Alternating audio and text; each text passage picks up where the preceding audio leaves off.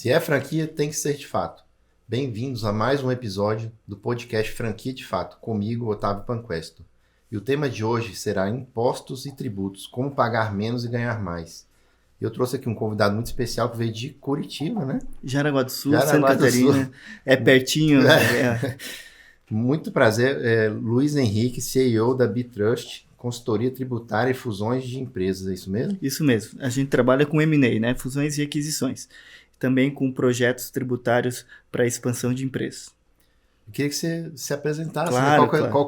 Qual foi a sua trajetória, né, até chegar aqui hoje. Perfeito. Então, eu vim de Jaraguá do Sul, Santa Catarina, fica a 150 quilômetros de Curitiba e 200 quilômetros de Florianópolis, então a gente está numa cidade perto dos grandes cidades, né, do sul do país. Também terra da WEG, terra da Malve, grandes indústrias que também quiseram também se tornar franquias, né? E eu trabalho com consultoria, auditoria, há mais de 10 anos. Minha carreira foi na auditoria contábil, né? Lá em 2012, passei por empresas como a Marisol e atendi grandes empresas lá do sul do país. Até o momento que com a auditoria a gente foi ganhando bagagem, né? Porque eu sempre fui muito curioso, entendendo como é que funciona o tributo, como é que funciona o financeiro das empresas. E em 2015 eu saí da auditoria contábil, né? E fui trabalhar com consultoria. E nessa consultoria, quando eu saí dessa área contábil de empresas maiores e fomos buscar empresas do simples, médias empresas, a gente viu como era atrasado, né? Uma gestão de uma empresa grande, também familiar, porque lá no sul do país tem muita empresa. Muito, né? A WEG, por exemplo, é uma empresa familiar. E fui para uma realidade totalmente diferente. Mas atrasado você fala em que sentido? Assim, deles não desconhecerem como eles trabalham? Isso, atrasado porque uma empresa grande normalmente tem um contador interno. Um contador interno, um jurídico interno, então eles estão buscando sempre atualizações. Quando a gente fala de média empresa que terceiriza a contabilidade no Brasil, ela aí não falando mal das contabilidades, mas elas têm que entregar posições para o fisco diariamente. Todo dia ela precisa entregar alguma coisa. Fora a rotatividade, né, das pessoas. Então, uma contabilidade terceira, ela acaba não trazendo tanto benefício quanto a contabilidade interna de uma grande empresa. Então, na auditoria a gente via várias situações tributárias complexas e quando a gente ia para a média empresa, a gente via essa média empresa pagando mais imposto porque o contador não conhecia, né, um outro mecanismo seguro de pagar menos tributos, e estava muito inerente à operação do dia a dia, né? Se ele conseguia mandar a guia para o cliente para pagar, às vezes, no último dia, né? Já era muita coisa. Tá já era muita coisa. Enquanto as contabilidades de empresas grandes, elas servem não só para gerar a guia, mas também tá atualizada, fazer benchmark. O que pode ter de economia, tudo isso, né? Isso mesmo. E nisso eu vi um nicho de mercado muito grande, né, nessa parte de tanto tributário quanto de fusões e aquisições, que lá no sul do país não era tão forte, principalmente Santa Catarina. Como as empresas são familiares, e ainda o dono toca a maioria ainda, ou os filhos conseguiram tocar a gestão, ainda não era um serviço muito forte, mas hoje a gente já vê que Santa Catarina já carece muito de empresas que façam avaliações, que fazem Mas acho que isso é no Brasil todo, né? Eu acho que existe essa dificuldade, né, de ter realmente quem faça esse trabalho, né? Eu sei que já me buscaram muito me pedindo isso. De avaliação. Eu vou te falar, sabe que as pessoas vão se separar. Isso acontece direto. Elas vão se separar e Otávio, você tem alguém que possa avaliar a minha empresa porque eu estou em processo de separação e eu preciso. Verdade. A gente atende muito para esse nicho também, porque querendo ou não, a sociedade às vezes são feitas por um casal ou por sócios que brigam e a gente atende muito esse tipo de negócio. Um vai ficar com a parte do outro, né? Exatamente. No início, quando eu comecei a fazer as avaliações, esse era o que eu menos gostava de buscar, por experiência mesmo. Porque daí a gente via que não era só o cálculo. Tu também tinha que entender as pessoas, entender o motivo por que brigaram, né? Para poder ouvir muito as pessoas, para entender o porquê, o que é a expectativa de cada sócio. Teve um fato uma vez que tinha um sócio que trabalhava numa empresa familiar e o outro sócio pediu para sair. Porém, esse outro sócio ele não trabalhava na operação, mas na época tirava 30, 40 mil por mês, como prolabore. Ora, ele não trabalhava na empresa, mas tinha uma renda, né, uma renda todo mês. Maravilha.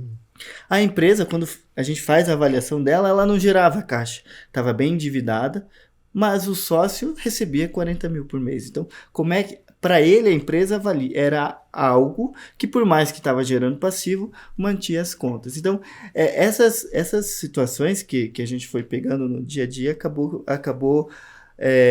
acabava que eu não gostava muito, porque não era uma coisa lógica. Que não está dentro da operação, ele recebendo dinheiro, ele nunca vai acreditar que você fala para ele que a empresa Exatamente. Não está dando dinheiro. Vai achar que você está enrolando. Exatamente, e o número é uma lógica, né? Então a gente acabou que fui construindo esse entendimento, né? Que não é só uma conta matemática, e sim um entendimento de todo o contexto. Para o outro sócio, pagar um sócio que não trabalha também era ruim. Então a empresa sim tinha valor para os dois sócios, e aí a gente fazia o valuation da melhor forma possível para resolver o problema de um sócio que paga para o outro não trabalhar, e o outro sócio que trabalha, que não trabalha, mas recebe todo mês, não quer ficar na operação, mas precisa do dinheiro para sobreviver. Luiz, o que mais a gente escuta, né, em todo lugar, é que a gente paga imposto demais, que o Brasil é o país que mais tem imposto. O Brasil é realmente o país que tem mais imposto? Essa é uma boa pergunta. Vamos lá. O PIB do Brasil, ele está mais ou menos em 11 trilhões de reais. 30%, se a gente for olhar no impostômetro, né, a gente deve estar batendo quase 2,3 trilhões, então estamos quase na metade do ano, talvez chegue a 4 trilhões. Então, nossa, 30% do imposto que a gente paga, tudo que a gente gera no PIB, 30% é imposto. Isso é muito alto, Otávio. O PIB, ele é a soma de tudo que a gente gera de valor. Por mais que alguma parte do imposto não está nesse cálculo, mas é muito alto. O nosso país sobrevive muito por imposto. Então, sim, o Brasil é um país que paga muito. E em relação a outros países, aí a gente tem que colocar um parêntese. Existem dois tipos de imposto. O imposto direto e o indireto. O direto é aquele que é aplicado sobre o lucro. Qual que é a função do imposto aplicado sobre o lucro? Distribuir renda. E numa visão liberal, tirar de um lugar, colocar no outro para fomentar uma atividade e melhorar o país como um todo. Quem faz muito isso é a China. Então a China usa o governo para estar transformando áreas que não tinham nada em áreas industriais que geram valor. Então, esse é o imposto direto. Quem que paga imposto direto? Os funcionários, né, que pagam o imposto de renda, né? Empresas, principalmente do agronegócio, que vai atacar esses impostos lá no lucro, porque quando eles exportam, eles não pagam imposto. Mas na hora de calcular o lucro que eles tiveram, eles pagam. E se no outro ano teve prejuízo, o governo ele não reembolsa, né? Então ele ajuda, né, esse setor, mas ele é feroz na hora de arrecadar. Mas nesse imposto direto a gente tem países que cobram mais. Por exemplo, os Estados Unidos, eles têm uma alíquota maior, e países europeus também têm uma alíquota maior. Porém, quando a gente fala da pessoa física no imposto de renda, qualquer empresário que tem um PJ, ele não vai apurar o imposto ele não vai apurar o imposto na pessoa física. Ele vai jogar lá na jurídica, na holding dele, então vai pagar menos. Então, quando a gente fala de imposto de renda, o Brasil, por esses esquemas tributários, que são legais, está na lei, não se paga tanto. Agora, a gente vai falar do vilão, que é os impostos indiretos. Aquele que não é sobre o lucro. Independente do lucro, é sobre o consumo. E esse é a erva, não, no meu entender, é a erva daninha do país. Veja, o país ele vai cobrar de 1 litro de leite que o pobre compra, o rico compra o mesmo valor. Então, percentualmente, ele vai afetar muito mais o pobre. Tá, mas por que esse imposto é muito alto no Brasil? Aí a gente vai entender que o Brasil é um país populista, onde quem está no poder prefere tirar dinheiro das pessoas para dar para as pessoas o que elas precisam. Vamos lá, SUS, todos os direitos que a gente tem. Os bolsas da vida. Os bolsas da vida vêm desses impostos diretos. E esses impostos diretos, ele tem um problema, porque uma vez que tu cobra, o gasto do governo começa a atacar e tu sempre tem que cobrar mais. A ponto que o país começa a ficar muito caro. Aí a gente vem do custo Brasil. E por isso que a gente hoje vive num país onde se tributa, é o país que tributa mais os impostos diretos, que é sobre o consumo, e a gente vai conversar aqui como ele tributa de uma maneira errada, ou um manicômio tributário. Porque, manicômio tributário é ótimo. Porque o que acontece? Quem que faz a lei? Os deputados e o governo fomento por arrecadação, ele escreve uma lei e vai ser retalhada isso, tanto no Congresso quanto na Câmara e no Senado, onde a parte técnica que talvez construiu a lei vai se perdendo, porque ninguém quer perder. Então, se tem uma bancada do agro, uma bancada industrial, eles acabam não querendo perder, se muda muito essa questão tributária, e aí começam os benefícios fiscais, o Simples Nacional, que é uma boa ideia, mas como tudo no país é usurpada, futuramente, e a gente vai ver o grande problema, alguns impostos, por exemplo, como PIS, COFINS e ICMS, que são de consumos, eles são muito relevantes na nossa economia. E quem paga isso são os empresários. Então, esses impostos nada mais é do que cobrado do consumidor. Então, só para ter uma ideia, nos Estados Unidos, o imposto sobre o carro é 0. E a gente tem uma alíquota muito maior de 35%. E quando é importado ainda é mais. Então, como que a gente incentiva o consumo que gera emprego se a gente tem um tributo altíssimo? Se criou o IPI, por exemplo. O IPI é o Imposto de Produção Industrial. Quando você cria um imposto que vai atacar a indústria, você você deixa a indústria menos competitiva. É muito melhor eu importar do que eu produzir interno porque eu tenho o IPI. Não é que não tenha o IPI da importação, só que como lá na China, principalmente, o valor é muito baixo, quando eles chegam aqui, tributariamente aqui no país, fica mais caro. Além de ficar mais caro, a gente tem que ter contador para apurar, consultores para entender o processo, e o empresário fica perdido, né? Outra situação... Não ia ter um negócio do imposto único? Isso aí morreu, né? Falava. Tem a reforma tributária. Não foi para frente. Né? Não, até foi. Ano que vem entra já a CBS, já entra. Só que a parte grossa, que é IPI e ICMS, não está ainda. Vai ser resolvida depois. Como é que resolve depois? Né? Se a gente tem tantos estados, oposições, situações... Como é que a gente vai resolver o problema do ICMS quando for fazer a reforma tributária? Eles jogam para frente. Eles querem dizer que aprovou, né, o IVA e a CBS, então, mas os impostos grandes não resolveram, porque eles vão andar em paralelo, com um valor muito pequeno. O PIS e COFINS, esse sim, é federal, esse provavelmente vai ser substituído, mas os outros, a ideia é que sim, mas vai ser bem difícil a gente substituir. Quando vai se abrir uma empresa, estou falando assim, pelo menos do médio e do pequeno, um lojista, uma pessoa, é sempre simples. Né? Então, vou abrir uma empresa, a primeira coisa que o contador fala, não, vai ser no simples e tal, é no simples. Então eu queria que você falasse como é que funciona o Simples. Né? Ah, perfeito. Bom, dentre esses manicômios tributários, a gente tem algumas situações de exceção. Vamos lá. Quando se criou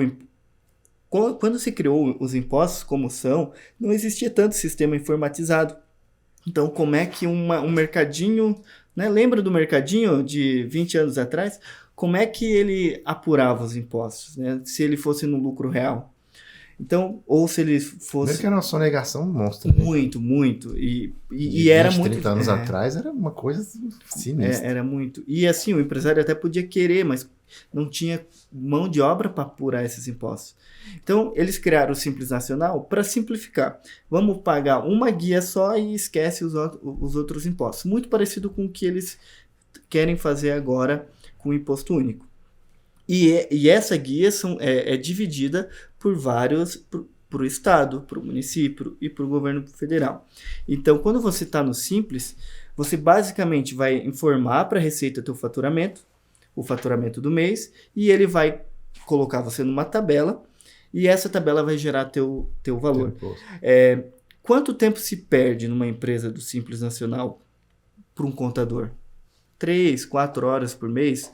Claro, tem a questão da folha de pagamento, que ele também tem, mas tributariamente em cálculo é muito rápido, pouco. Né? E ele não depende tanto da empresa, porque da empresa ela pode dizer, não tem o que fazer ali, né? Faturei 100 mil e... Mas como é que ele sai disso? Vamos lá. Então o contador, para ele, é muito mais fácil que o cliente seja do Simples. O Simples Nacional, a gente sempre vai falar de como foi feito e como é agora, porque o problema do Simples é que tudo muda. Eu acho que isso é o que a gente tem que entender. Tudo muda. Quando foi criado, era muito bom. Mas veja, o Simples não muda o faturamento, a base, há muito tempo. E como é uma tabela regressiva, chega a um ponto que não vale mais a pena estar no Simples. Que o lucro presumido ou o lucro real fica mais viável pro contribuinte. Só que como vai aumentando o faturamento por causa de inflação e a tabela não está corrigida, o contador ele precisa fazer essa análise. Ele precisa entender, olha, aqui não vale a pena estar no Simples, vale a pena tu migrar para o lucro real presumido. Porém, o contador ele tem que explicar o seguinte, eu gastava 4 horas com uma pessoa sênior, né, para fazer essa tua apuração. Agora eu preciso de uma pessoa com um nível de sênior maior para fazer tua apuração. Eu preciso entregar SPEDs, que é um documento que gera do sistema ou do contribuinte ou da contabilidade, que precisa ser revisado e enviado. Então, veja, antes eu colocava uma informação, e agora eu tenho várias documentação que eu preciso enviar e eu sou sujeito a multa. Então, o contador, ele sempre vai dizer o quê pro contribuinte? Para você que tá vendo aqui. Ele vai falar, não, fica no Simples, que você tem aquela parte que você não declara, você tem o Prolabore, então vamos... Porque, na verdade, muitas vezes ele vai ganhar a mesma coisa, tendo 10 vezes mais de trabalho. Não seria mais ou menos isso. Exatamente. Aí, pro contador, ele até sugere, às vezes, abrir uma nova empresa do Simples, para reduzir pois é, ainda isso aí o valor. que eu queria te perguntar. Porque, por exemplo, quando você sai do Simples, você pode sair de várias maneiras. Uma delas é você deixar de pagar alguma coisa lá e ele pode te tirar do regime, né? Só que isso reflete também na mão de obra, não é? Ah, perfeito. Olha só. Todo o encargo, como o Simples é uma união de todos os impostos, nem todos os impostos são sobre o faturamento. Tem um imposto que é o INSS, que é a parte patronal, né? Que não é aquele que é descontado do funcionário, que ele chega de 30% a 33%. Olha só como a carga é alta. Então, se você paga 10 mil de folha, 3 mil reais é de INSS. No Simples, ele está sobre um faturamento, que é bem reduzido. Tá? Então, se você trabalha com muita mão de obra, estar no Simples é uma vantagem. Logo, vem alguns consultores tributários ou contadores que não querem fazer talvez a coisa mais certa, sugere a empresa abrir várias empresas simples. E isso está acontecendo muito. Hoje no país é raro uma indústria que quer ser competitiva, não faça isso. Porque ela tem vários CNPJ? Vários CNPJ. E às vezes só não pode estar no nome da mesma pessoa. Mas aí tem os filhos, né? Tem vó, tio, papagaio. Inteira. Isso é muito comum. O governo sabe disso, mas ele não tem muito o que fazer. E outra, o Simples Nacional, a tendência é não aumentar o faturamento e toda a inflação, a cada ano, 5% de base inflacionária, logo o Simples não vai valer a pena para quem faturar 200 mil, hoje, no valor de hoje, né? Então, a alíquota do Simples, ela tem um valor quando é 100 mil, quando tem 200 mil, isso média mensal, né? 300 mil, a partir de 3.800.000, tem que apagar o ICMS por fora. Então, quem está fazendo isso pode ter certeza que se a margem de contribuição não é gigantesca, está pagando mais do que deveria. Então, eu vejo um problema dessa questão é que os impostos eles foram criados em outra década. Essa é a realidade. Quando os impostos foram criados, não existia e-commerce, poucas franquias. Por exemplo, algo que que eu vi você já questionando. Se recolhe ISS, que é o Imposto de Serviço, que vai ser uma nota do royalties. Nossa, isso é uma briga, viu? É uma briga. Dificilmente a prefeitura vai pegar. Por quê? Porque quando se constituiu os impostos, não pensou nesse formato. Porque eu vou te falar, quando eu fiz um post falando disso, vieram 200 mil pessoas de contador, de todo mundo, e cada um falava uma coisa diferente, e falava que não era serviço, e aí que eu comecei a ver dentro de documentação. O cara definiu o que é o royalty. Então, assim, ele tirar a parte de serviço, ele não colocava que não era serviço, era o uso de marca. Isso mesmo. Justamente para poder sair do imposto. O que acontece? Teoricamente, a gente tem as legislações das prefeituras, tem prefeitura que pode ir atrás e cobrar, e aí vai ser uma briga na justiça. Mas veja, o contrato ele não prevê uma nota fiscal. O contrato, você vai me pagar sobre royalties, sobre todo o esquema que eu elaborei para você vender o produto. Se ele vai te dar uma nota ou não... Não é uma exigência de nota. Eu vou declarar no meu imposto de renda, vou pagar os tributos federais. Eu sei porque vários franqueados, eles me buscam e perguntam, cara, eu vou exigir da franqueadora que eu paguei não sei quantos anos e nunca recebi uma nota fiscal. Isso aí, na verdade, ele não teria essa obrigação? Não teria. A nota fiscal não teria a obrigação, já é contrato. Mesmo ele pagando esse imposto para o governo? Veja, é igual o aluguel. O aluguel você não recebe a nota, mas você tem a obrigação de declarar. A nota fiscal é só para prestação de serviço, transferência de produto, é um documento de comprovação. Ora, aluguel, receita de royalties, a Receita Federal, você vai tributar, você vai declarar, vai pagar, ela não vai atrás de ti. O Estado, mesma coisa, porque não tem o que se falar de ICMS. A prefeitura pode ir atrás, mas aí a prefeitura precisa ter um jurídico, precisa ter uma diligência na sua empresa para entender. Então, de fato, acredito que poucas empresas fazem essa nota fiscal de royalties. Eu te confesso que eu nunca vi. Eu também acredito que não tenha. Mas já ouvi falar que algumas dão. Agora, eu, pessoalmente, nunca vi. Pagam tributo porque, né? É a mesma coisa de fundo de promoção. Aí, fundo de promoção, que você também tem que pagar mensalmente. Uhum. E aí, esse não, para mim, no meu ponto de vista, não teria como fugir de ser um serviço, porque é marketing, você está prestando um serviço ali de marketing. Uhum. Então, assim, como é que você foge disso? O outro, o royalties ainda vejo, né? O cara tá usando marca, ele pode usar, não preciso e tal, mas fundo de promoção eu não vejo como ele escapar. Sim. Eu já vi situações aí não na área de franquia, de empresas que elas possuem várias empresas com vários CNPJ. Isso é legal, desde que os CNPJ sejam... isso não é utilizado para uma ilusão fiscal, e sim porque, de fato, a empresa faz vários tipos de serviço. Por exemplo, uma empresa que é um supermercadista, é um serviço. Se ela tem os bens no nome dela, ela pode ter uma holding ou pode ter empreendimentos para alugar. Isso é ok, são são serviços diferentes. Mas eu já vi empresas que aí o administrativo ele faz um rateio de custo para as demais empresas do grupo poder pagar, né, o contador, o controller. E eu já vi prefeitura, por saber o escritório, cobrar esse valor. Então, mas é algo muito específico que a prefeitura tem que brigar, então é bem comum não ter.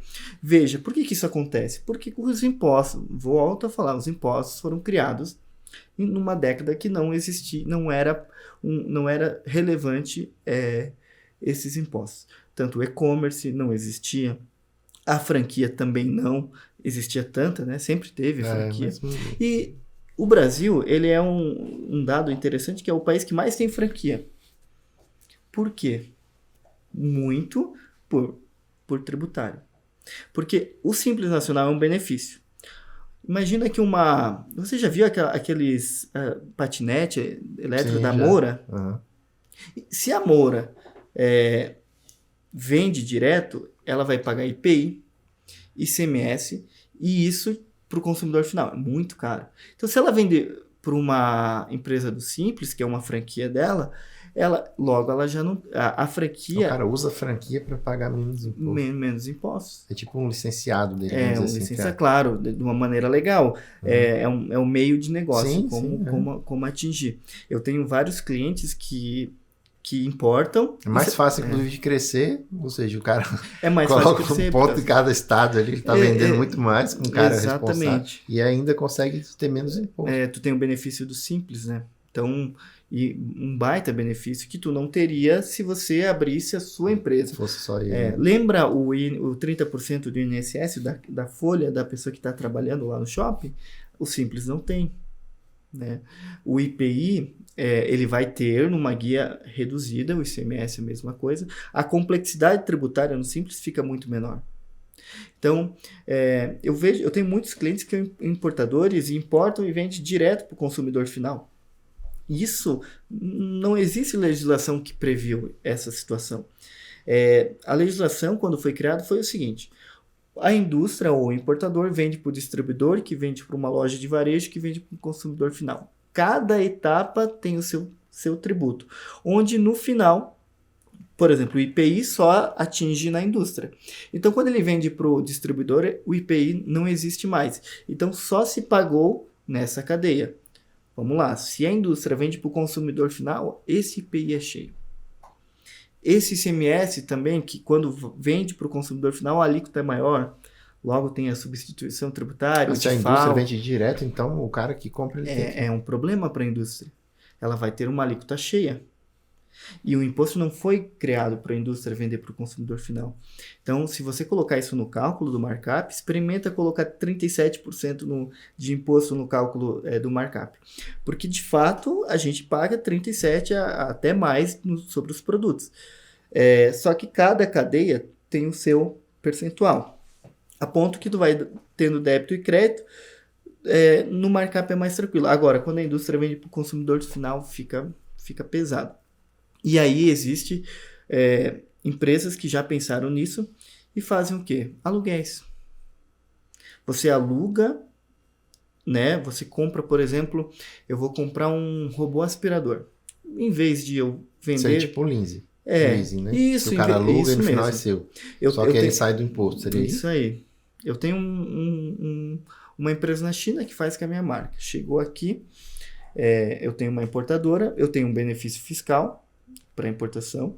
Porém, quando eu vou vender para o consumidor final, eu vou pagar todos os tributos. IPI, ICMS, quando não a diferença de alíquota de cada estado. Então, o PIS e COFINS, todos os impostos normais. Se eu tenho um aluguel, um leasing, qual o imposto que eu pago? Nem sei qual que é o imposto. Teoricamente, a gente acabou de falar. Sobre serviço, não, porque é um contrato de aluguel. Vai pagar apenas os impostos. E às vezes pode até ficar inviável o cara trazer o negócio. Se for fica inviável. Colocar todos os impostos. Fica inviável. Então, às vezes, quem faz muito isso de aluguel é a própria Localiza. Se a gente olhar no balanço da Localiza, e eles ganham mais dinheiro na venda do carro do que no final, né? No aluguel. Falaram sobre isso mesmo. Por quê? Porque ele tem um benefício tributário gigantesco. Mas tem um período que ele tem que usar isso aí, né? Tem um período. Tem um período e aí não vende mais com ICMS cheio. Tu tem IPI também, vai ter só que um valor menor, embora ele não é a indústria, né? Então também não morre o IPI ali. Mas quando a gente fala de importador, por exemplo, um importador que importa grua e revende para as construtoras é muito mais vantagem ele alugar e depois vender por um valor residual, vai pagar muito menos tributos. E isso não era uma discussão que a gente devia estar fazendo, um estudo. O empresário ele tem que se preocupar em fazer melhor, bem feito, e não tributariamente, olhar o tributo. Infelizmente hoje precisa, né? Então, o manicômio tributário que é o Brasil, ele faz o empresário que não olha para o tributo ter uma taxa grande de insucesso. Inclusive, já pegando esse gancho, eu fiz uma consultoria há um tempinho atrás, e dentro da documentação dessa franqueadora, ela colocava a questão da substituição tributária. Que esse franqueado, quando ele fosse adquirir, para ele ver lá no estado dele que ele ia pagar, que não ia, e meio que isentava o dela, sabe? Fala assim, ó, você se vira aí, que eu não sei se isso vai ter um impacto sobre você, mas pode ter. Era o que estava mais ou menos assim na documentação. E eu conversando com essa pessoa que comprou, ela falou, cara, me quebrou. Assim, por quê? Porque meu lucro está indo tudo nessa substituição tributária. Eu queria que você falasse o que é essa substituição tributária. Perfeito. Substituição tributária é quando o governo ele entende que ele prefere recolher o tributo na fonte, na indústria, e isentar todas as cadeias. Então, por exemplo, por que acontece isso? Imagina um posto de gasolina que vende lá, qualquer posto de gasolina, acredito que fatura 1 milhão, porque é uma commodity, gira muito. Se você deixar a gasolina, tem uma boa tributação. Imagina o dono do posto, que tem um faturamento ali de 1 milhão, 2 milhões de reais, que tem um lucro aproximado de 40 mil reais por mês, talvez um pouquinho mais, depende da conveniência dele, ter que recolher uma guia de imposto de 300 mil no final do mês. Se esse cara fica 2 anos sem pagar o tributo, a Receita demora um monte e esse cara está milionário. Então o governo meio que garante o dela, né? Garante o dela. O meu aqui. Exatamente, para vários produtos. Então ela fala o quê? Ela fala lá para a indústria ou para a Petrobras, recolhe o imposto e isenta toda a cadeia. Então, posto de gasolina, para quem não sabe, não paga ICMS, não recolhe ICMS, PIS e COFINS, paga, mas na hora da compra, embutido no preço, mas ele não é o responsável por pagar o ICMS nem o PIS e COFINS. Então, isso é a substituição tributária. Mas isso gera vários problemas, principalmente no ICMS. Por quê? Porque cada estado ele pode ter as suas regras. Então, o estado do Paraná, por exemplo, ele pode ter uma substituição tributária por um determinado produto que Santa Catarina não tem. Então, quando essa indústria recolhe o ST, imagina que Santa Catarina tenha essa substituição tributária. Então, ele tem que pagar por ele, pagar para quem vendeu, porém o estado que está recebendo, ele também quer a parte dele. Então, essa cadeia volta ao normal. Ou quando ele vende para um estado que tem que recolher também esse tributo. Então, quando as franquias fazem, eles não conseguem pensar em todos os estados. Eles preferem deixar para a pessoa analisar mesmo. Porque imagina o trabalho que ele vai ter. Nesse estado tem. Nesse estado não tem. E quando tem, geralmente eles cobram do franqueado, né? Eles passam o custo do franqueado. Para quê? Para ter uma tabela só. E aí, quando a pessoa não lê direito, acaba tendo vários problemas. O problema é que pode inviabilizar o negócio do cara. Inviabiliza. Como foi dessa consultoria que eu fiz. O cara falou, cara, não tem condição. Assim, meu lucro tá indo embora. Exatamente. E eu acho que eles deviam, pelo menos, focar mais, né? Assim, porque pode ser um insucesso para eles, que para eles também é ruim. Né? Às vezes o produto é bom em um determinado estado, só que em outro não vai ser. Porque o que acontece? Às vezes, Vamos lá do sorvete, por exemplo. O sorvete tem muitos estados que é muito pesado. Inclusive. É muito pesado a substituição tributária. E quando tu vende para outro estado, tu tem que tirar nota, tu tem que realmente vai ter que pagar. E o sorvete daquele estado, a pessoa pode estar no Simples, a própria indústria, não consegue competir, o valor fica muito grande, né? Por isso que é muito comum a gente ver hoje empresas de sorvetes locais, né? Porque como a Kibon, por exemplo, provavelmente não conseguiu lutar tanto com as questões tributárias, que no sorvete é muito alto. Bebidas também tem substituição tributária. Então, não é comum você abrir uma distribuidora da distribuidora vender para o teu estado. Então, esse franqueado talvez teria que... Não, eu vou ter franquias nesse estado, então eu vou abrir uma distribuidora lá para evitar o ST para esse meu consumidor, um olhar melhor. Só que às vezes é só então não vale a pena. Provavelmente não era São Paulo. Se fosse uma coisa gigante, né? Mas o cara vai ter 2, 3 operações. Né? Exatamente. Eu acho que não compensa. Aí na ânsia, talvez, de vender a franquia, eles não conversam, né? Não tem essa... Porque se ele conversar, ele vai perder. Não vai vender. Exatamente. E sobre encargo trabalhista, né? Os encargos trabalhistas. As pessoas falam, você paga o dobro, né? Se você vai pagar 2.000 de salário, você já bota na sua conta aí que é 4.000. Perfeito. É isso mesmo? É isso mesmo. É o dobro mesmo? É quase o dobro. Se a gente considerar FGTS, o INSS que a gente comentou que é 30%, aí você desconta também do funcionário que vai para o governo. Então, de fato, do que o empresário paga, o custo do funcionário em relação ao que ele recebe, que o funcionário é praticamente o dobro. E tem como conseguir reduzir isso? Por exemplo, eu vejo, que alguns segmentos eles usam, por exemplo, os PJs, né? Uhum. Pessoa jurídica. E o cara cria lá um MEI dele e ele vai trabalhar, mas isso é muito específico. Eu acho que tem que ter uma legislação própria ali, né? Do segmento ou não? Perfeito. Essa questão de carga sobre a folha no nosso país, ela chegou num ponto de implosão. Ou seja, empresas de médio porte, eles estão recorrendo a contratar em formato de MEI, formato de PJ, para fugir desses impostos, porque senão eles não são competitivos. Essa pejotização que está na moda, né? Hoje a gente vê muito, inclusive o meu estado, Santa Catarina, é o estado que mais abriu MEI no ano passado, e eu tenho certeza que muito deles são de indústrias e de empresas que precisam se manter competitivas, mas isso está gerando um problema enorme lá na frente, né? Um problema de recolhimento de INSS, de aposentadoria, mas E dá muito processo trabalhista também, não dá não? Então, essa parte de dar muito, antes da reforma trabalhista era explícito. Hoje, o julgamento que está no STF, né? Inclusive o Alexandre Moraes, nessa parte ele foi bem específico, ele falou, a pessoa na hora de recolher os tributos não quer, mas na hora de processar a empresa quer os direitos, né? Então, ou se tem um ou se tem outro.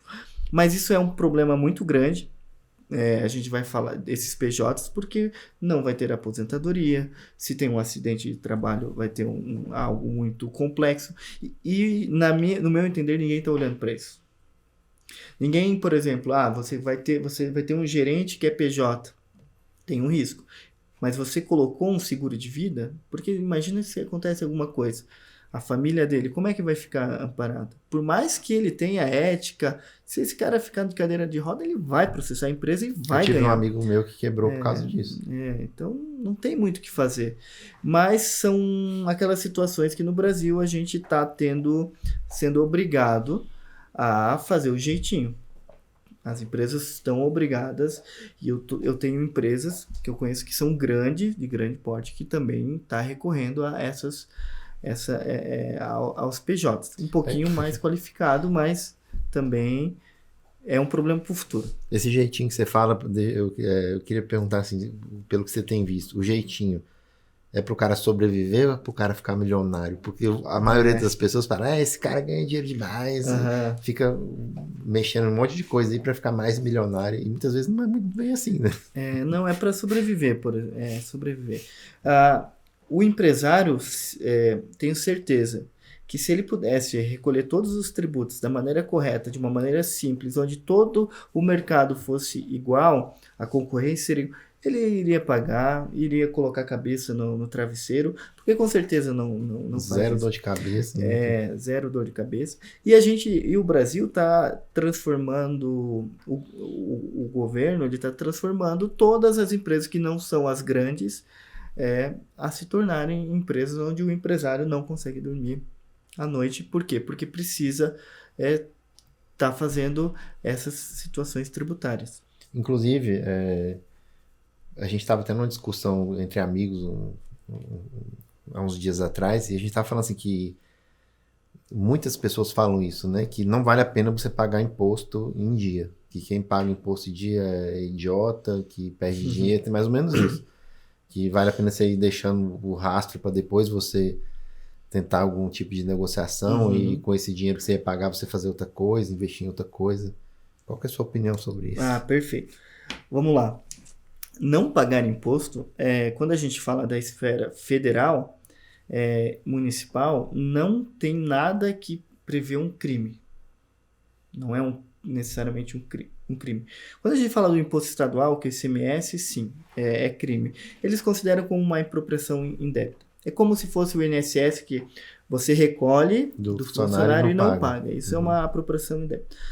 Na área federal, não é crime, e a facilidade que você tem de parcelamento, ela, se você comparar com um banco, ela fica extremamente mais barato. Por exemplo, se você tem 100 mil reais hoje de imposto para pagar, e você tem um banco cobrando, vamos lá, colocando um Pronamp 6% mais Selic, é muito mais barato você não recolher o tributo.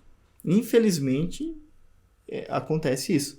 E depois que esse tributo vira uma bola de neve, você consegue ter negociações sobre multa e juros. É igual o IPTU. IPTU acontece muito isso, né? A pessoa não paga há muito tempo e depois abre lá o munícipe vê, né, um outdoor gigante, né? Renegocia o seu IPTI 200 vezes. 100%, um refis.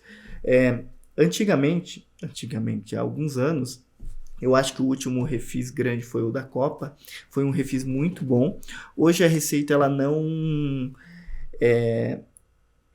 gosta do refis, mas ela gosta de uma transação individual, que é a mesma coisa, mas individual. Ela te dá a oportunidade de tu parcelar com desconto grande em determinada situação. Ela vai analisar o contribuinte, mas é muito parecido com o refis. Só que é individual, ou seja, não é público. Então, o empresário que paga em dia, ele não vai ver na rádio, na TV, que o governo aprovou um refis gigantesco. E como é que ele fica sabendo? O contador dele tem que ir atrás disso? Não, quando tem um refis, aí o governo amplamente divulga, né? Ele vai colocar outdoor, rádio, TV. Inclusive, não foi na Copa, foi em 2018, se eu não me engano, o último refis. Ali eles divulgaram. Eu lembro que eu tinha um cliente que acreditou que eles anunciam um refis, e para as empresas, imagina, tu tá pagando todo mês 700, 800 mil de imposto, e anuncia que a Câmara está votando um refis. Logo, eles tentam fazer a data de corte, mas é só de 6 meses para trás, para evitar que o contribuinte que paga em dia não pague e jogue para um refis posterior. Mas aí, na hora, no apagar das luzes lá das votações, geralmente eles expandem. E faz tempo que não tem um refis, mas tem uma transação tributária que os advogados oferecem para alguns clientes nossos, que dão um desconto enorme de tributo federal. Mas você fala que, por exemplo, federal não é crime, mas eles têm riscos ao mesmo tempo, né? O cara pode ficar inadimplente e da noite pro dia ter, por exemplo, a conta dele lá bloqueada. Claro, não. Você vai ter todos os processos administrativos. A Receita vai acionar a Procuradoria, que vai tentar cobrar, colocar você no cartório. Hoje ela está até fazendo mais rápido isso. Então acaba que você vai ter todo o processo de cobrança. Que é uma execução normal, né, da justiça. Assim, quando eu falo crime, é porque no ICMS, a partir do momento que o Estado entende que você é um contribuinte que não está recolhendo, em Santa Catarina mesmo, ele faz notícia crime ali, você precisa ir lá prestar esclarecimentos. Por que você está... Eles fazem isso para evitar que não pague. Porque o Estado, ele depende muito do ICMS. É um imposto praticamente. Ele tem outros impostos, mas o ICMS é um dos principais. Então, ele não pode brincar, porque se há um grande inadimplência, ele não paga a folha, né? Então, aí foi dado esse benefício para o Estado poder virar crime. Mas não faz muito tempo que isso acontece. Tem dívida que caduca? Tributária? Não. Não? Não, a princípio não. Vai morrer com o CNPJ, a Receita pode não conseguir cobrar, mas é uma dívida para sempre, né? Aquele CNPJ sempre vai ter essa ela não caduca nunca? Tipo, passou lá e o cara não tem esse negócio? Ela pode não cobrar, né? Mas aquele CNPJ... Porque uma vez eu ouvi falar que depois de 5 anos a dívida caducava se eles não fizessem execução. Perfeito. Se eles não avançam com o processo de cobranças, sim, com certeza pode acontecer. Morre, né? Mas não é 5 anos da dívida, é se não mover o processo. Mas hoje a Receita, como tem muita questão eletrônica, é difícil isso não acontecer, porque ela consegue movimentar ali nos portais dela. Essa questão deles saírem vinculando tudo, amarrando tudo, né? Tá muito complicado de você não seguir a linha, né? Vamos dizer assim. Vamos lá, o governo precisa, né, desse recurso e está indo até o final. Mas a gente precisa de uma reforma tributária mais ampla. Eu sou muito crítico a como está hoje, que tem um monte de gente falando de curso, de se preparem, mas de fato não está mudando nada, nada relevante. O sistema tributário dos impostos indiretos, que são um problema, porque se é uma injustiça social, né? É uma injustiça social que é mal aplicado, porque o pobre e o rico pagam a mesma questão. O imposto de renda, se a gente for olhar, quem paga imposto de renda? Da pessoa física, né? Só aquela pessoa que é CLT. Porque a pessoa que torna jurídica vai para o lucro presumido ou para o Simples Nacional e vai pagar um imposto que não é nem perto do que é a da pessoa física, né? E uma empresa ela pode fechar com uma dívida? Eu posso ir lá e não quero fechar essa empresa, esse CNPJ, tem uma dívida lá. E aí, para onde que vai essa dívida? Vai para o meu CPF? Ou se ela não foi cobrada, ela morre? O que acontece? Possivelmente você vai ter problemas para abrir outra empresa no seu nome. Ela pode bloquear seu CPF. Ele pode vincular isso? Pode vincular. Ela pode cobrar. É um processo de cobrança muito parecido com uma empresa, né? Uma empresa pequena, por exemplo, um lojista, ele consegue fazer um planejamento tributário, vamos dizer assim, mesmo o cara sendo pequeno? Claro, consegue sim. Eu vou falar do ramo de restaurante, por exemplo. Existe esses impostos que eu comentei da gasolina, né, que se recolhe na indústria, na realidade de restaurante, bar também é verdade. Vamos lá, as bebidas, cigarros, eles têm impostos recolhidos na indústria. Ora, na hora da venda eu não preciso pagar. Mas como que eu separo isso da guia do Simples? Isso que eu ia perguntar. O contador tem condição de separar. Existe um campo lá que você pode estar utilizando. E você pode buscar os 5 anos. Então, existe, se você... E como é que ele comprova isso? Ele vai mostrar na nota fiscal lá? Ou ele faz um cálculo mesmo e bota lá? Bom... Ele vai ver pela nota de entrada, seria isso? Isso, nota de entrada. Nota de entrada. O melhor seria o teu sistema gerar o que tu vende e qual é o preço. Esse seria o melhor. A nota de entrada também tem um grande subsídio para isso. Agora, se tu entra muito e tira pouca nota fiscal, é um pouco... Não tem nem o que fazer. No risco, né? Mas hoje em dia não tem mais muito isso, né? Com essa questão do cartão de crédito. Quase tudo é cartão de crédito, Pix. Ainda tem muito disso? Assim, de fato, os estados, eles cruzam, dinheiro, né? Cara, eles cruzam o cartão. Mas nada impede... Eu já vi muito...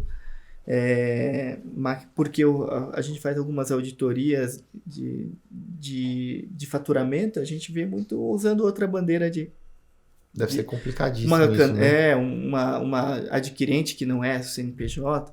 Então, o brasileiro, ele se reinventa para sonegação, assim. Então, não tem... Então, como eu te falei, quando eu vendo no Simples Nacional uma Coca-Cola, eu não pago PIS, COFINS e ICMS. Se a gente olhar o que dá isso na guia do Simples, vamos lá, uns 6% de... vai depender, né, da faixa que ele tá. Mas dá uns 6% de desconto. Então, vamos lá, o McDonald's, o que eles fazem? É muito comum, empresas como o McDonald's, que eles estudam de fato, eles têm alguém, um contador, uma estratégia tributária muito forte, que ele pensa, se eu pago, e ele a maioria das redes nem do Simples então, imposto sobre o PIS e COFINS, eu não pago PIS e COFINS e ICMS na bebida, no combo, por que eu não coloco esse valor maior? E é o que eles fazem. Então, a carga tributária deles é menor. Porque eles jogam um valor maior para aquele que ele já recolheu. Exatamente. Porque é um valor maior. Se eu estou vendendo um celular que eu vou pagar 10% e um copo que eu vou pagar 2%, e eu faço um combo e eu transfiro a minha margem para o copo. E aí eu acabo pagando menos tributo. E é legal. É legal, de uma maneira legal, claro. É imoral, mas é legal. Quase isso. O brasileiro, ele de fato faz muito isso. Eu até vi esse tempo tava olhando o The Economist lá na Inglaterra, que eles estavam falando assim, que uma empresa brasileira, que é a JBS, abriu uma empresa na Suíça, onde tem um regime tributário diferenciado para imposto de renda, e ela tem uma empresa ali na Inglaterra. Ela pega, empresta para a empresa da Inglaterra para gerar despesa e o lucro ficar num paraíso fiscal. Então isso é bem comum, as empresas brasileiras são muito... e eu lembro que eles falaram assim, é legal, porque nada impede, mas é imoral. Mas no Brasil é sobrevivência, talvez. Eu vi até outro dia um vídeo que a gente estava até comentando aqui antes de começar o podcast da questão do bombom lá, que ela vendia no restaurante dela, não sei o que, era uma coisa desse sentido, que ela pagava tantos % de imposto e ela mudou aquilo ali para waffle, que é um biscoito, né? Na verdade, que o imposto é muito menor. E tem muito disso, né? Como o McDonald's faz isso, que é carne crua, já o hambúrguer pronto. Isso mesmo. Isso aí entraria dentro desse planejamento para uma empresa pequena também? Também, porque o que acontece? Vai dar tanta diferença assim para ele? Dá, né? Para uma empresa pequena é mais isso que eu comentei, são os combos, o recuperar o período passado de uma maneira legal, desde que consiga comprovar, né, que tu tem um sistema, ou, eu não consigo comprovar, não consigo recuperar, mas eu consigo faturar mais bebida em relação ao insumo, fazer um combo, né? Um restaurante que tem um buffet, vender junto com a bebida, então ter um valor maior, coloca a bebida, isso sim vai dar um bom desconto no tributo. Eu queria entrar num assunto que está surgindo muito para mim a respeito disso, que é a questão do Paraguai. Perfeito, a Lei Maquila. A Lei Maquila, que inclusive algumas empresas estão indo para lá. Eu fiquei sabendo, inclusive, que a Morana parece que está indo já para o Paraguai. A Riachuelo, vi esses dias que está montando lá a fábrica também no Paraguai. Eu queria que você falasse um pouquinho por que as pessoas, né, as marcas grandes, estão indo para o Paraguai. Perfeito. A Lei Maquila eu conheço há muito tempo, já não é algo muito... As empresas lá do Sul, elas têm um problema grande de mão de obra e elas foram muito para o Nordeste há uns 20 anos e na última década agora começou a fazer estudo com o Paraguai. Então, problema de mão de obra, você fala de não achar mesmo. Né? Não achar. Lá no Sul tem um problema grave de mão de obra e aí não consegue crescer as empresas, porque não tem mão de obra. É algo bem interessante. Mão de obra desde a qualificada até a de chão de fábrica. E aí elas começam a pensar como expandir, né? E aí o Paraguai, o Paraguai é incrível, assim, porque eu já fui com um cliente para instalar uma empresa lá, e aí a gente visitou as empresas que foram pioneiras, né? O Paraguai ele tem várias vantagens. A Lei Maquila é uma, onde vai simplificar o tributo para a empresa ir para lá, vender um pouco no Paraguai e vender para o Brasil. Então é muito... tem uma exigência, mas tu sai lá com uma contabilidade já pronta, é muito rápido isso. Outra situação, a energia no Paraguai, ela é muito barata. Porém, eles não têm infraestrutura de energia. Então, você, quando tem que ir para o Paraguai, você tem que puxar a sua rede. Isso vai fomentar o Paraguai. Porque se tu puxa uma rede, outras empresas podem estar utilizando. Então, mas a energia é muito barata lá. Como é que eles conseguem ter uma energia mais barata que a gente? Desse tamanho? É porque eles têm... A Itaipu é binacional, né? Então, há uma sobra muito grande na parte do Paraguai. Inclusive, o Paraguai vende para o Brasil a sobra. E a Argentina, olha só que interessante, a Argentina quer comprar, porque ela vende muito barato para o Brasil. Né? E querendo ou não, a Itaipu é uma binacional que, às vezes, a gente tem problemas hídricos grandes, né, no Brasil e essa energia é muito preciosa. Mas voltando a falar do Paraguai. Mão de obra lá no Paraguai, pelo que a gente conversou lá, não é tão difícil. Eles não são tão qualificados, mas são pessoas que... a gente lembra da CLT, que tem muitos benefícios? As férias lá, se eu não me engano, você começa com 10 dias de férias. Depois você vai aumentando esse direito conforme o tempo. Então, você não troca uma empresa, você está 5 anos lá na empresa, você não vai trocar ela por R$200 a mais, porque você vai perder um benefício muito grande. Então, não tem tantos benefícios, os terrenos lá são subsidiados, a energia é mais barata, a importação de máquinas que vão viabilizar a operação é mais barato. Então, tu tem um custo muito menor, né? Aquele custo do Brasil que tem no Brasil, logo no Paraguai não tem. Então, e aí tu soma uma lei que vai beneficiar você mandar um produto para lá e depois comprar com uma alíquota menor, é gigante, né? Então, por isso que as empresas optam por ir para o Paraguai. E, infelizmente, nosso tempo está quase terminando, mas eu queria falar mais uma coisinha que era sobre o Pronamp. Ah, perfeito. Eu tenho vários amigos que pegaram o Pronamp na época da pandemia. Uhum. Ninguém consegue pagar o Pronamp hoje. Pois é. E você sabe se tem algum outro programa de auxílio para quem pegou o Pronamp, ou o que cara vai fazer para pagar Pronamp, porque o que eles vendem hoje, eles não conseguem pagar Pronamp.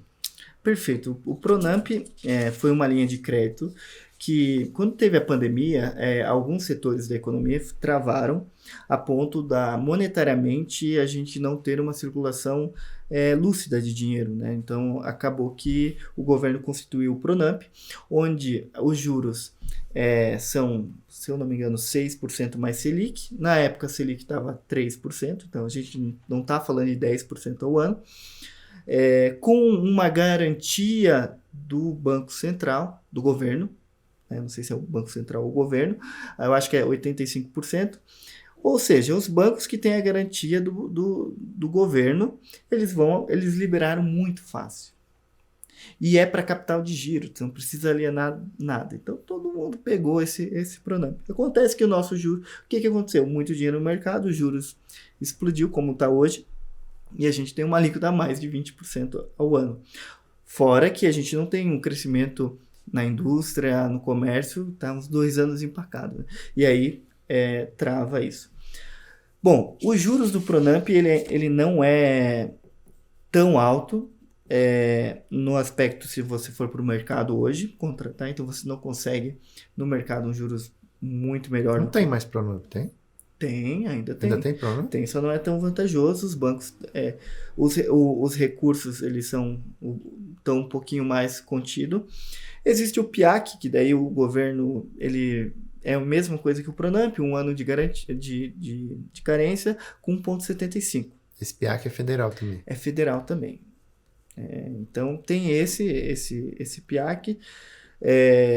é um pouquinho mais difícil, talvez, de buscar, mas dá para pegar. Mas você diz por causa de garantia, essas coisas? Não, é a mesma situação. É porque daí agora o banco acaba restringindo mais, né? Na época do Pronamp foi deliberado, né? Todo mundo pegou. Eu tive um cliente que ia comprar um terreno, alienando o banco, pegou um Pronamp.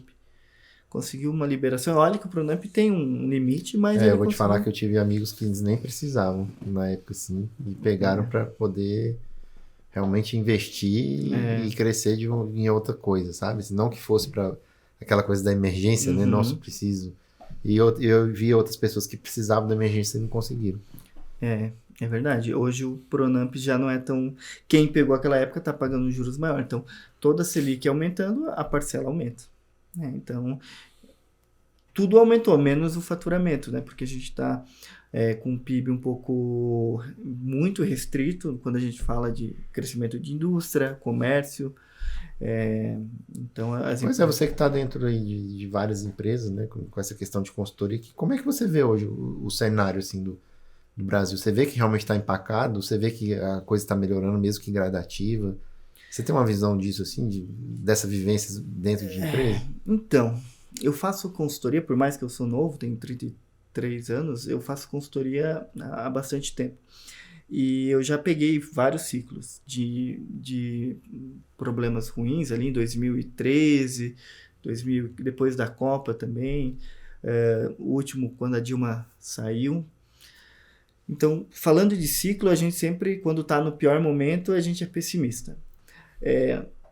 Porém, economicamente, a gente tem um governo que está gastando muito.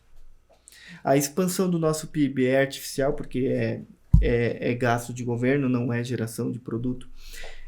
A gente está com dólar baixo, juros altos, ou seja, a gente está desindustrializando o país de uma maneira que faz tempo que não acontece. Então, não vale mais a pena produzir no país, vale a pena importar.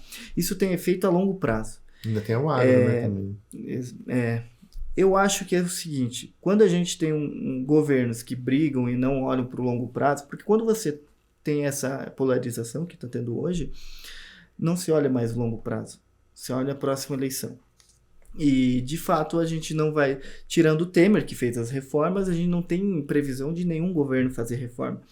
A gente vê o governo federal não conseguindo cumprir meta de déficit e não vai conseguir, seja qual for, porque agora não é nenhuma questão mais de economia, é questão de os gastos que são BPC, o gasto da aposentadoria, eles suprimem todo o PIB.